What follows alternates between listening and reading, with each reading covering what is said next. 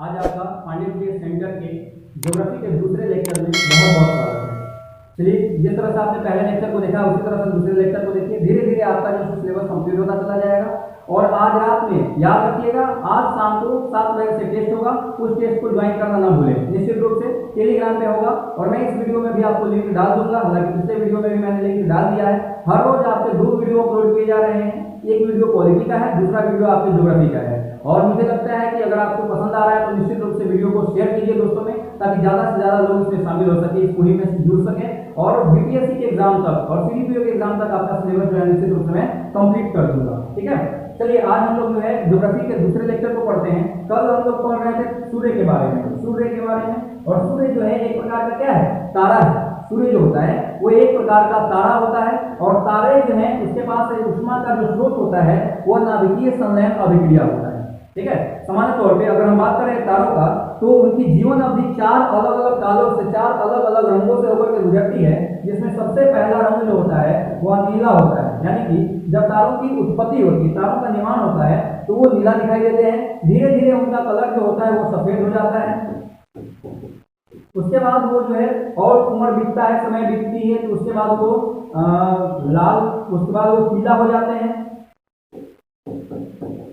और सबसे लास्ट में जो है वो लाल हो जाते हैं। ठीक है, लाल जब वो होते हैं तो उनके अंदर की ग्रेविटेशनल पावर इतनी ज्यादा हो जाती है कि वो इतने ज्यादा सघन हो जाते हैं कि उनमें बहुत बड़ा विस्फोट हो जाता है। और विस्फोट होता है जिसके बाद जो है उनका फिर से फैलाव शुरू हो जाता है और इस फैलाव के कारण जो है उनका जो अवशेष, इस विस्फोट के बाद जो उनके अवशेष बचते हैं उनको 3 अलग अलग नामों से जाना जाता है। उनको 3 अलग अलग नामों से जानते हैं। किस किस नाम से? तो पहला जो होता है वो रेड जाइंट कहलाता है,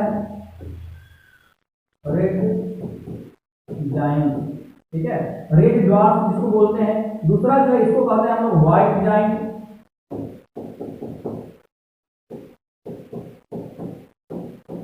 और तीसरा जो है इसको हम लोग बोलते हैं न्यूट्रॉन तारा या पल्सर। न्यूट्रॉन तारा या पल्सर। ठीक है, अभी सवाल उठता है कि ये तीनों कब होंगे? रेड ज्वाइंट का निर्माण कब होगा? जब विस्फोट के बाद जो बचे हुए अवशेष होंगे उनका द्रव्यमान, रेड ज्वाइंट का निर्माण कब होता है? जब जो सूर्य में विस्फोट हुआ है और विस्फोट के बाद जो अवशेष बचे हैं उस अवशेष का द्रव्यमान अगर 1.44 गुना हो तो सूर्य के द्रव्यमान का 1.44 गुना हो तो रेड ज्वाइंट का निर्माण होगा। अगर उनका द्रव्यमान सूर्य के द्रव्यमान से लेस यानी कि कम 1.44 गुना कम हो तो उस दौरान जो है सो व्हाइट जाइंट का निर्माण होगा। और अगर उनका द्रव्यमान 1.44 से ज्यादा हो, 1.44 से क्या हो, ज्यादा हो, तो उस स्थिति में जो है वो क्या हो जाएंगे? वो जो होंगे न्यूट्रॉन या पल्सर तारा कहलाएंगे। और पल्सर तारा जो होते हैं, न्यूट्रॉन तारा जो होते हैं, इनका घनत्व बहुत कम हो जाता है और इनकी ग्रेविटेशनल पावर इतनी ज्यादा हो जाती है कि ये अपने अंदर से आने वाले प्रकाश को भी नहीं गुजरने देते हैं, जिसके कारण जो है वो ब्लैक दिखाई देते हैं। और इसी के कारण जो है ब्लैक होल यानी कि ब्लैक होल या कृष्ण छिद्र या कृष्ण वीवर का निर्माण होता है। ठीक है, कृष्ण वीवर का निर्माण कब होता है? जब तारे न्यूट्रॉन तारे बन जाते हैं उसके बाद कृष्ण वीवर या ब्लैक होल का निर्माण होता है। क्लियर? ये तारों का जो है सो जीवन काल रहा है। अगर हम बात करें कि सबसे चमकीला तारा समूह कौन सा है तो ओरियन नेबुला। ओरियन नेबुला जो है यह सबसे चमकीला तारा समूह है। ठीक है, तारा समूह सबसे चमकीला। कल हमने बताया था कि सबसे चमकीला तारा जो है वह सूर्य है, दूसरे नंबर पर साइरस है। लेकिन ये तारा समूह है, बहुत सारे तारों का ग्रुप जो है वो ओरियन नेबुला के नाम से जाना जाता है, जो ज्यादा चमकीला है। तारे समूहों में सबसे ज्यादा चमकीला तारा समूह जो है वो ओरियन नेबुला है। ये था अब तक कल जो पढ़े थे और आज जो पढ़े, ये तारा और सूर्य को मैंने मिक्स करके पढ़ाया था। अभी जो हम लोग चलने वाले हैं वो होगा ग्रह। अगला टॉपिक जो है आपका ग्रह होगा, जिसको हम लोग प्लैनेट के नाम से जानते हैं। ठीक है, प्लैनेट या ग्रह कहा जाता है। ग्रह जो है सामान्य तौर पे वैसे आकाशीय पिंड होते हैं जो किसी की परिक्रमा नहीं, जो तारों की परिक्रमा करते हैं तथा तारों की सहायता से चमकते हैं, उनको हम लोग ग्रह कहते हैं। हमारा जो सौर मंडल है उसके अंदर ग्रहों की संख्या वर्तमान टाइम में 8 है। हालांकि 2006 के पहले ग्रहों की संख्या जो थी वह 9 हुआ करती थी, लेकिन आपको 2006 में अंतर्राष्ट्रीय प्राक सम्मेलन हुआ था। अंतर्राष्ट्रीय प्राक सम्मेलन हुआ था। इस सम्मेलन में क्या कर दिया गया कि जो प्लूटो था वह चूंकि अरुण की कक्षा को काटता था, जिसके कारण उसको ग्रह की डेफिनेशन से साइड करके बौना ग्रह की डेफिनेशन में डाल दिया गया। ठीक है, तो वर्तमान टाइम में जो ग्रहों की संख्या हो गई है वह कितनी हो गई है? हमारे पास 8 हो गई है। ठीक है, अब उसी सम्मेलन में जो आकाशीय पिंडों में जो सौर मंडल के आसपास के पिंड है उन सभी पिंडों को जो है 3 अलग अलग भागों में विभाजित किया गया है। पहला परंपरागत ग्रह,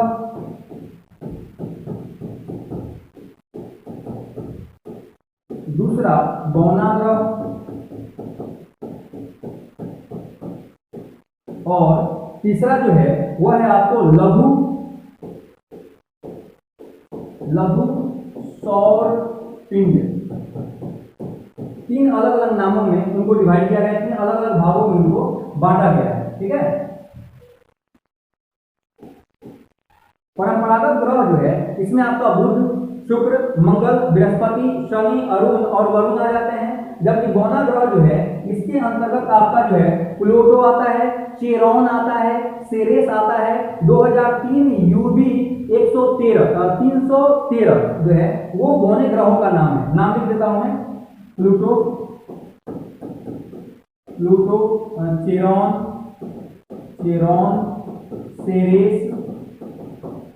सेरेस और 2003 यूबी 313 ये जो है बौने ग्रहों का नाम है।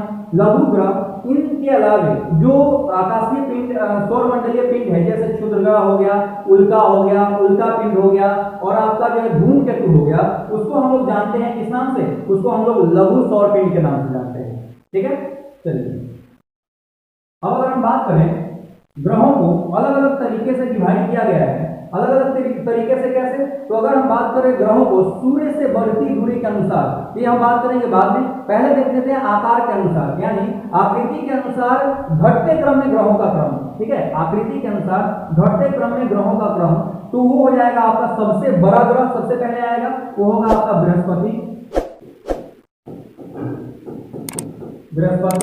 दूसरा हो जाएगा आपका शनि, तीसरे नंबर पर आएगा अरुण, चौथे नंबर पर आएगा वरुण, पांचवें नंबर पर आएगा पृथ्वी, छठे नंबर पर आ जाएगा शुक्र, सातवें नंबर पर आएगा मंगल और सबसे छोटा जो होगा वह आपका क्या हो जाएगा? बुध हो जाएगा। ठीक है, ये जो है घटते क्रम में सबसे बड़ा और ये हो गया आपका सबसे छोटा। ये सारे के सारे क्या है? आपके ग्रह हैं। अगर हम इन्हीं में बात करें इन ग्रहों में कि किन ग्रहों को हम खुली आंखों से देख सकते हैं, यानी कि आसमान में जब आप देखते हैं तो बहुत सारे तारे दिखाई देते हैं, उसमें बहुत सारे तारे तो होते ही हैं लेकिन कुछ ग्रह भी होते हैं। तो उन ग्रहों में किन ग्रहों को हम खुली आंखों से यानी कि बिना दूरबीन की सहायता से भी देखते हैं, तो सीधा सीधा याद रखिए जिन ग्रहों का नाम दिनों के नाम पर है उन सभी ग्रहों को हम खुली आंखों से देख सकते हैं। खुली आंखों से किसको देख सकते हैं? जिनका नाम दिनों के नाम पे है। तो देख लीजिए दिन के नाम पे किसका है? बृहस्पति का, शनि का, उसके बाद आ जाइए शुक्र का, मंगल का और बुध का। यानी कि इन पांचों ग्रह जो है इनको हम अपने खुली आंखों से देख सकते हैं। ठीक है, क्योंकि इनका नाम दिनों के नाम पे जो मैंने ट्रिक बताया उसके आधार पर। क्लियर, कोई दिक्कत नहीं। अगर हम बात करें घनत्व की तो इन सभी ग्रहों में सबसे ज्यादा जो घनत्व होता है वह पृथ्वी का होता है। पृथ्वी का घनत्व सबसे ज्यादा होता है। अगर सबसे कम की बात करें तो शनि का घनत्व जो होता है वो सबसे कम होता है, यानी इतना कम कि शनि को अगर आप पानी में डालिएगा तो तैर जाएगा, डूबेगा नहीं।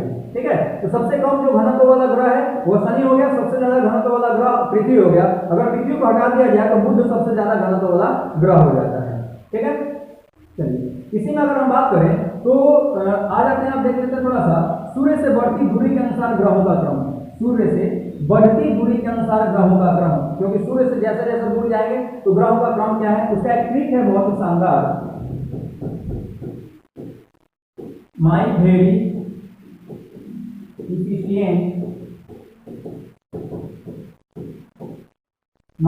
efficient mother just served us nuts। ठीक है, my very efficient mother just serve us not, ये ट्रिक है। और जिसके जिसके नीचे मैं अंडरलाइन करूंगा उससे रिलेटेड एक नाम निकल के सामने आएगा, और ये सारे नाम जो है सूर्य से बढ़ती दूरी के अनुसार है, यानी कि ये सबसे नजदीक है और ये वाला सबसे दूर है। देख लेते हैं हम लोग। एम फॉर मरकरी, इसको बोलते हैं हम लोग हिंदी में बुध। वी फॉर वेनस, इसको बोलते हैं हम लोग शुक्र। ई फॉर अर्थ, इसको बोलते हैं हम लोग पृथ्वी। एम फॉर मार्स, इसको बोलते हैं हम लोग मंगल। इसके बाद जुपिटर, इसको बोलते हैं हम लोग हिंदी में बृहस्पति। यहां पे लिख देते हैं। उसके बाद सैटर्न, इसको बोला जाता है शनि। इसके बाद यूरेनस, इसको बोलते हैं हम लोग अरुण। इसके बाद आपका नेपट्यून, इसको बोलते हैं हम लोग क्या, वरुण। ठीक है, तो सबसे नजदीक का ग्रह जो है वो हो गया आपका मरकरी, और सबसे दूर का ग्रह जो हो गया वो हो गया आपका वरुण। हालांकि इसके पहले जो था वो प्लूटो था, लेकिन वर्तमान टाइम में क्या हो गया है, वरुण सबसे दूर का ग्रह हो गया है। अब देखिए इसमें जो ऊपर से नीचे की तरफ आई है अर्थ के पास तक, सॉरी मार्स के पास तक, यानी मार्स और जुपिटर जो है इसके बीच में, इन दोनों के बीच में क्षुद्र ग्रह पाए जाते हैं। क्षुद्र ग्रह है जो सूर्य की परिक्रमा करते हैं, किसके बीच में है, मार्स और जुपिटर के बीच में। तो इनके क्षुद्र ग्रह के अंदर वाले ग्रह जो है, इन चारों ग्रहों को आंतरिक ग्रह या पार्थिव ग्रह कहा जाता है। क्षुद्र ग्रह के और सूर्य के बीच के ग्रहों को आंतरिक ग्रह या पार्थिव ग्रह कहते हैं, जबकि इसके बाद वाले ग्रहों को, यानी कि क्षुद्र ग्रह के बाद वाले ग्रहों को, चार ग्रहों को, इनको हम लोग बाह्य ग्रह या फिर बृहस्पतिक ग्रह कहते हैं। ठीक है, आंतरिक ग्रह किसको कहते हैं, बाह्य ग्रह किसको कहते हैं, क्लियर हो गया। चलिए अब हम इनकी सबकी अपनी कुछ खास बातें हैं, उन खास बातों के हिसाब से पढ़ना शुरू करते हैं।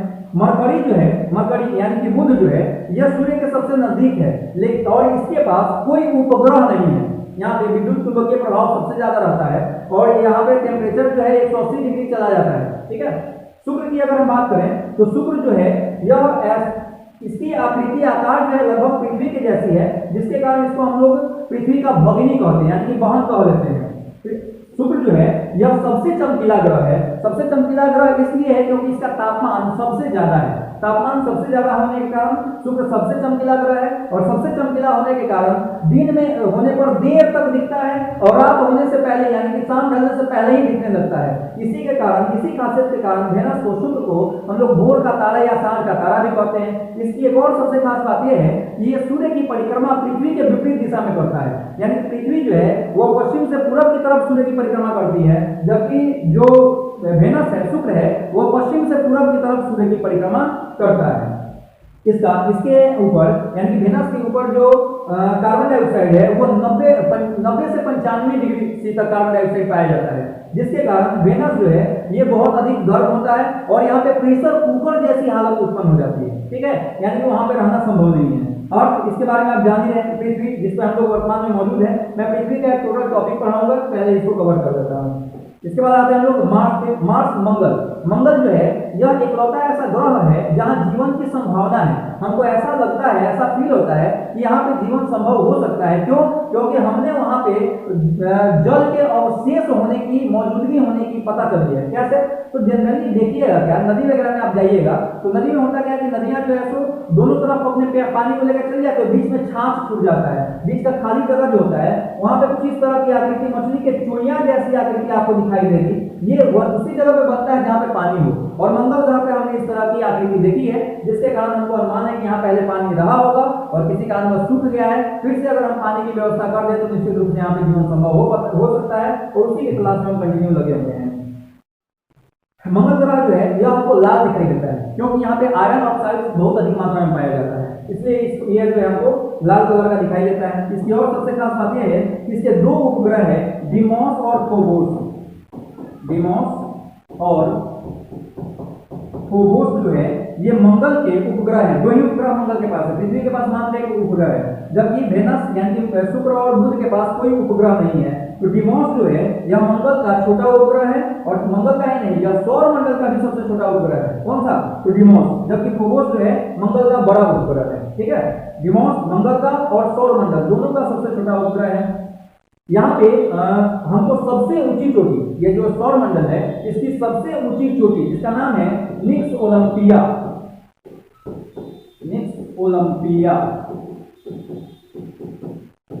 इसकी मौजूदगी होने का पता चला है। निक्स ओलंपिया जो है दुनिया की सबसे ऊंची चोटी है, जो माउंट एवरेस्ट से भी 3 गुनी है। यानी कि माउंट एवरेस्ट को आप एवरेस्ट ले लीजिए, कितना है? 88,148.86 मीटर है, और ये जो है उसका तिगुना कर लीजिए, यानी कि लगभग 26-27 किलोमीटर के आसपास जो है, 26-27 किलोमीटर के आसपास जो है इसकी ऊंचाई, इसकी निक्स ओलंपिया की ऊंचाई है। ठीक है, किलोमीटर में, हाँ ठीक है, 26-27 किलोमीटर के आसपास निक्स ओलंपिया की ऊंचाई है, जो सौर मंडल की सबसे ऊंची चोटी है। और सौर मंडल की सबसे ऊंची ज्वालामुखी जो है, सबसे बड़ी ज्वालामुखी, जिसका नाम है ओलिपस मेसी। ओलिपस मेसी, यह भी आपको कहां पे पाया जाता है? मंगल ग्रह पर ही पाया जाता है। ठीक है, अब आते हैं जुपिटर पे। जुपिटर जो है हमारे सौर मंडल का सबसे बड़ा ग्रह है, लेकिन यह ठोस नहीं है, सॉलिड नहीं है। ये जो है इसके बाद वाले जो भी ग्रह हैं सब गैसों के गुब्बार हैं। ये सबसे बड़ा ग्रह है और इसके पास सबसे ज्यादा उपग्रह भी है। जुपिटर के पास जो उपग्रहों की संख्या है वो 63 है। 63 उपग्रह जुपिटर के पास पाया जाता है, जो सारे सौर मंडल में सबसे बड़ा उपग्रह है, सबसे ज्यादा उपग्रह रखने वाला ग्रह है। और इसकी खासियत यह है कि इसके सबसे बड़े उपग्रह का नाम गैनीमीड है। और सबसे बड़ी बात कि जो गैनीमीड है वो सौर मंडल का भी सबसे बड़ा उपग्रह है। जैसा कि आपने देखा डिमोस सौर मंडल का भी सबसे छोटा उपग्रह है, उसी तरह से गैनीमीड जो है सौर मंडल का सबसे बड़ा उपग्रह है। ये है शनि। शनि की सबसे खास बात यह है कि शनि के चारों तरफ जो है सो 7 वलय पाए जाते हैं, 7 अलग अलग आकृतियों का छल्ला पाया जाता है। और ये जो है इसके वायुमंडल में ग्रेविटेशन के कारण ऐसा संभव हो पाया है। सामान्य तौर पर जो शनि है इसके पास उपग्रहों की संख्या 1 कम है बृहस्पति से, 62 उपग्रह है। और इसकी सबसे खास बात यहाँ पे ये है कि शनि जो है, शनि के पास जो उपग्रह है टाइटन, वो सौर मंडल का भी दूसरा सबसे बड़ा उपग्रह है। ठीक है, उसके बाद आते हैं हम लोग अरुण को। अरुण जो है ये भी शुक्र की तरह ही पूरब से पश्चिम दिशा में सूर्य की परिक्रमा करता है। और अरुण जो है ये अपने अक्ष पर इतना ज्यादा झुक गया हुआ है कि ये हमको लगता है कि ये लेटा हुआ है, जिसके कारण अरुण को हम लोग लेटा ग्रह कहते हैं। और यहाँ पे क्योंकि दूर है, बहुत अधिक ज्यादा दूर है, यहाँ पे मीथेन गैस की प्रधानता है। नेपच्यून पे भी मीथेन गैस की प्रधानता है। जो अरुण है इसके पास उपग्रहों की संख्या 27 और नेपच्यून के पास उपग्रहों की संख्या जो है वो आपको 13 है। ठीक है, नेपच्यून जो है यहाँ पे भी मीथेन की प्रधानता है, जिसके कारण इन दोनों को हरा ग्रह के नाम से जाना जाता है। ठीक है, हरा ग्रह कहते हैं। क्लियर? आपको ये बाकी ग्रह समझ में आ गया। अब आते हैं हम लोग पृथ्वी के बारे में थोड़ा सा चर्चा कर लेते हैं। पृथ्वी बोलते हैं इसको। इसकी चर्चा मैं इसलिए कर रहा हूं क्योंकि इकलौता ऐसा ग्रह है जहां पे आज के टाइम में जीवन है। मंगल को मैंने बोला कि वहां जीवन की संभावना है, जबकि पृथ्वी पर जीवन है। और आप देख रहे हैं हम लोग खड़े हैं, ये पृथ्वी पे ही खड़े हैं। आप सब भी पढ़ रहे होंगे, कहीं ना कहीं पृथ्वी पे ही टिक करके पढ़ रहे होंगे। ठीक है, तो पृथ्वी पे जीवन है वर्तमान टाइम में, और इसको जल की उपस्थिति के कारण नीला ग्रह कहा जाता है। इसका एकमात्र उपग्रह है जिसको हम लोग चंद्रमा कहते हैं या चांद कहते हैं, या बचपन में हमको चंदा मामा कहा जाता था, कहते थे। तो चंदा मामा जो है वो पृथ्वी के ही उपग्रह है। पृथ्वी जो है इसकी 2 गतियां हैं, एक होता है घूर्णन, दूसरा होता है परिक्रमण या परिभ्रमण। जैसे मान लेते हैं कि ये वाला सन है और ये जो है कक्षा है। ठीक है, ये कक्षा यहाँ पे आपको अर्थ मूव कर रही है, तो अर्थ जो है ऐसे आगे की तरफ बढ़ रही है, लेकिन ये अपने अक्ष पर भी घूम रही है। ठीक है, जैसे हमको आप ध्यान से देखिए, मुझे देखिए ध्यान से, आपको दिखाई दे रहा होगा मैं आगे बढ़ रहा हूं धीरे धीरे, लेकिन अपने अक्ष पे भी घूम रहा हूं। ठीक है, इस तरह की गति जो है पृथ्वी करती है। देख रहे हैं, मैं आगे भी जा रहा हूं और अपनी जगह पे भी घूम रहा हूं। तो जो मैं अपनी जगह पर इस तरह से घूम रहा हूं उसको अक्ष कहते हैं, जहां पे घूम रही होती है पृथ्वी, और जो आगे बढ़ रही होती है उसको हम लोग कक्ष कहते हैं। यानी कि ये जो है ये कक्षा है। क्या है? कक्षा। जबकि पृथ्वी जो है यहाँ पे, इसको देखिए ध्यान से, ये जो है इसका कक्षा है और यहाँ पे जो है इसका अक्ष होगा। लेकिन चूंकि पृथ्वी अपने अक्ष पर 23.5 डिग्री झुकी हुई है, 23.5 डिग्री झुकी हुई है, तो इसकी अक्ष जो है कौन हो गई? ये वाली हो गई। ये अक्ष हो गई, और ये जो है आपको कक्ष होगी। ठीक है, तो पृथ्वी जो है अपने अक्ष पर 23.5 डिग्री झुकी हुई है, और सिंपल सी बात है कि ये जो इसका वास्तविक अक्ष है और कक्ष है उसके बीच 90 डिग्री का एंगल बन रहा है। तो अगर आपसे क्वेश्चन पर दिया जाए कि पृथ्वी अपने कक्ष पर कितनी झुकी हुई है, तो 90 में से 23.5 घटा दीजिए, आएगा आपको 66.5 डिग्री। यानी कि पृथ्वी जो है अपने कक्ष पर 66.5 डिग्री झुकी हुई है, जबकि अपने अक्ष पर 23.5 डिग्री झुकी हुई है। कौन? पृथ्वी। ठीक है, तो हमने आपको बताया कि पृथ्वी दो गतियां एक साथ करती है। तो जब यह अपने अक्ष पर घूमती है उसको हम लोग कहते हैं घूर्णन, या इसी को इंग्लिश में रोटेशन कहते हैं। और जब ये अपने इस पे घूमती है, इस पे घूम रही होती है, तो इसको हम लोग बोलते हैं परिक्रमण या परिभ्रमण। परिक्रमण या परिभ्रमण, इसी को इंग्लिश में बोलते हैं रिवोल्यूशन। ठीक है, तो जब पृथ्वी अपने अक्ष पर घूमती है, यानी कि जब इस तरह से घूमती है, तो दिन और रात होता है। जैसे जस्ट इमेजिन कीजिए कि आपको मेरा चेहरा दिखाई दे रहा होगा, और ये जो है सो आपको इधर की तरफ सूर्य की रोशनी पड़ रही है, तो आपको हमारा चेहरा दिखाई दे रहा है। लेकिन जैसे हम घूमना शुरू किए, अब हम पीछे आ गए, तो आपको हमारा चेहरा नहीं दिख रहा होगा। यानी कि हमारे चेहरे की तरफ अब रात हो गई है और पीछे साइड में दिन हो गया है। और भारत का जो स्थिति है और अमेरिका की स्थिति लगभग दोनों एक दूसरे के अपोजिट है। इसी के कारण हम लोग बचपन में कहते थे, अभी भी कहते हैं कि अभी जब अपने यहाँ रात होता है तो सोचते हैं अच्छा अमेरिका में दिन हो रहा होगा। बात समझ में आई? क्योंकि हमारे जो है सूरज किधर की तरफ चला गया, अब सूरज इधर से था, हम घूम रहे इधर, तो सूरज जो है हमारे पीछे आ गया, आगे की तरफ अंधेरा हो गया। बात समझ में आया? तो जो हम अपने अक्ष पर घूमते हैं, अक्ष पर यानी कि घूर्णन गति करते हैं, तो इसके कारण दिन और रात हुआ करते हैं। लेकिन जब हम अपने कक्ष पर घूमते हैं, तो उसके कारण परिक्रमण होता है, और परिक्रमण के कारण जो है वर्ष बदलते हैं। इसी के कारण इसको हम लोग वार्षिक गति भी कहते हैं। परिक्रमण को वार्षिक गति, और घूर्णन के कारण दिन बदलते हैं, इसलिए इसको दैनिक गति भी कहते हैं। ठीक है, और घूर्णन के कारण दिन और रात होता है, जबकि परिक्रमण के कारण मौसम बदला करती है, ऋतुएं बदला करती हैं। ठीक है, जब हम दूर चले जाते हैं तो उस स्थिति में क्या हो जाता है, अब मान लीजिए कि यहाँ पे पृथ्वी है, तो ये छोटा डिस्टेंस है, ये लंबा डिस्टेंस है, तो जब यहाँ पे होगी तो उस दौरान क्या होगा, इस एरिया में जो गर्मी पड़ रही होगी, जब यहाँ होगी तो क्या हो जाएगा, दूर हो गई, उस स्थिति में क्या हो जाएगा, गर्मी ठंडी पड़ना शुरू हो जाएगा। ठीक है, हालांकि अपने भारत के केस में, क्योंकि भारत पृथ्वी के किसी एक कोने में है, ऐसा होता है कि जब हम दूर होते हैं तभी अपने यहाँ गर्मी पड़ रही होती है, जब हम नजदीक होते हैं तभी अपने यहाँ क्या होती है, ठंडी पड़ रही होती है। क्लियर? कोई डाउट नहीं है आपको? अगर कोई डाउट हो तो आप निश्चित रूप से कमेंट कर सकते हैं। अगर आपको वीडियो पसंद आ रहा हो तो आप अपने दोस्तों में निश्चित रूप से शेयर कीजिएगा, क्योंकि हमको भी मजा आएगा। अगर आप ज़्यादा से ज़्यादा लोग पढ़ पाएंगे तो हम ज़्यादा जो है सो अच्छा लगेगा, और थोड़ा सा जोश के साथ आदमी पढ़ाएगा। चलिए अब आज हम लोग थोड़ा सा देख लेते हैं। आपने सुना होगा कि पृथ्वी जो है इस पर, या फिर 23 मार्च को 21 मार्च